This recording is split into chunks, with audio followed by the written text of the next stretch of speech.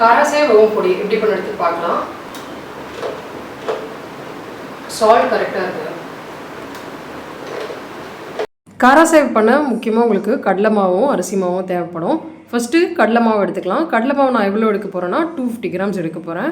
இதோட வந்து அரிசி மாவு கொஞ்சம் சேர்த்து பண்ணுவாங்க. அரிசி மாவு பார்த்திங்கன்னா 150 கிராம்ஸ். ஸோ டோட்டலாக 400 கிராம்ஸ் வரும். உங்களுக்கு அரிசி மாவு இவ்வளோ சேர்க்க போது கொஞ்சம் நல்லா கிறிஸ்பியாக இருக்கும். உங்களுக்கு நல்லா கொஞ்சம் சாஃப்டாகவும் இருக்கணும்னா ஒரு 350 கிராம்ஸ்க்கு நீங்கள் கடலை மாவு எடுத்துக்கோங்க. 50 கிராம் அரிசி மாவு எடுத்துக்கோங்க. நெக்ஸ்ட் இதில் காரத்துக்கு காஷ்மீரி சில்லி பவுடர், மிளகு வந்து நான் கொஞ்சம் அரைச்சி சேர்த்துருக்கேன், ஏன்னா குழந்தை சாப்பிட மாட்டான். அதுக்கப்புறம் பெருங்காயம் சேர்த்துருக்கேன். ஓமம் வந்து உங்களுக்கு கடையிலே கிடைக்கும், இது நல்லா வாசனையாக இருக்கும். இதையும் சேர்த்துட்டு உப்பு பார்த்திங்கன்னா நான் கரெக்டாக 8 கிராம்ஸ் எடுத்திருக்கேன். கரெக்டாக இருக்கும் சால்ட்டு. உங்களுக்கு கொஞ்சம் அதிகமாக வேணும்னா நீங்கள் 9 கிராம்ஸ் எடுத்துக்கலாம். இந்த மாவை நான் இப்போ வேறு பாத்திரத்தில் மாற்றிட்டேன், வேறு ஒன்றும் இல்லை. ஸோ இப்போ சால்ட் சேர்த்துக்கலாம். நெக்ஸ்ட்டு இதில் வந்து நம்ம பூண்டு சேர்க்க போகிறோம். பூண்டை வந்து ஒரு 4-5 பல் எடுத்துக்கோங்களேன், அதை நல்லா இடித்து சேர்த்துக்கோங்க. ஸோ நல்லா இடித்து சேர்க்க போது உங்களுக்கு வந்து ஸ்டக் ஆகாது, அந்த முறுக்கு ப்ரெஷரில் போட்டு நம்ம புளிய போது. இது எல்லாத்தையும் நல்லா மிக்ஸ் பண்ணிவிட்டு இப்போ இதில் தண்ணி ஊற்றி நம்ம பிசைய போகிறோம். தண்ணி வந்து எனக்கு டோட்டலாக பார்த்திங்கன்னா 206, அதாவது 206 ml ஆஃப் வாட்டர் தேவைப்பட்டுச்சு.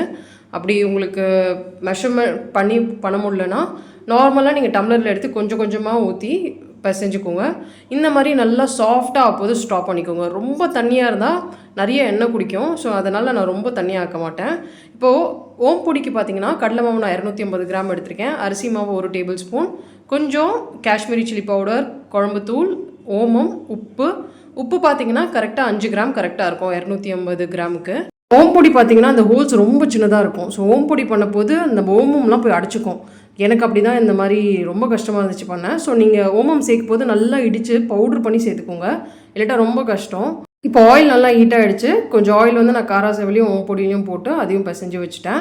இப்போது முறுக்கு ப்ரெஷர்லேயும் நம்ம ஆயில் அப்ளை பண்ணிவிட்டு இந்த மாவை வந்து அந்த ப்ரெஷருக்குள்ளே போட்டுட்டு நம்ம ப்ரெஸ் பண்ண போகிறோம். இதுக்கு என்ன மோல்டு தேவைன்னா உங்களுக்கு அந்த நார்மல் நம்ம முறுக்கு பண்ணுவோம்ல அந்த ஹோல்ஸ் இருந்தால் கரெக்டாக இருக்கும். எண்ணெய் நல்லா ஹீட் ஆகிடுச்சான்னு செக் பண்ணிவிட்டு அதுக்கப்புறமா இதை நல்லா சுற்றி இந்த மாதிரி புழிஞ்சு விட்டுட்டோன்னா அதுக்கப்புறம் குக் ஆகிட்டோன்னே நம்ம எடுக்க வேண்டியது தான். ஸோ இந்த மாதிரி நான் நல்லா ப்ரெஸ் பண்ணி நல்லா குக் ஆனோம். இப்போது திருப்பி போட போதே உங்களுக்கு தெரியும் லூஸாக இருக்குது. ஸோ இன்னும் கொஞ்சம் நேரம் குக் ஆனோம். ஸோ குக் ஆகிறது எப்படி கண்டுபிடிக்கலாம்னா பபுள்ஸ் எல்லாம் கம்மியாகிட்டோன்னே நம்ம எடுத்து வச்சிடலாம். ஸோ இப்போ இந்த கலரில் இருக்குல்ல அந்த ஆயிலேருந்து எடுத்து வச்சோடனே இன்னும் கொஞ்சம் டார்க் ஆகும், ஏன்னா அந்த ஆயிலோட ஹீட் இருக்கிறதால. ஸோ உங்களுக்கு வந்து கொஞ்சம் டார்க்காக வேணும்னா கொஞ்சம் முன்னாடியே எடுத்து வச்சிட்டிங்கன்னா கலர் வந்து அந்த லெவலுக்கு சேஞ்ச் ஆகாது. ஸோ இந்த மாதிரி நான் எல்லாத்தையுமே செஞ்சு எடுத்து வச்சிட்டேன். அப்புறம் ஓம் பொடிக்கு இந்த சின்ன ஹோல்ஸை போட்டுட்டு நான் பண்ண ஆரம்பித்தேன். கிட்டத்தட்ட ரொம்ப டைம் ஆகிடுச்சு, ஏன்னா ஓமம் வந்து கொஞ்சம் இடித்து சேர்த்துருக்கணும். இந்த சின்ன ஹோல்ஸ்லாம் மாட்டிட்டு ரொம்ப கஷ்டமாக இருந்துச்சு. ஸோ ஓமம் மட்டும் கண்டிப்பாக ஓம் பொடியில் இடித்து மட்டும் சேர்த்துக்கோங்க.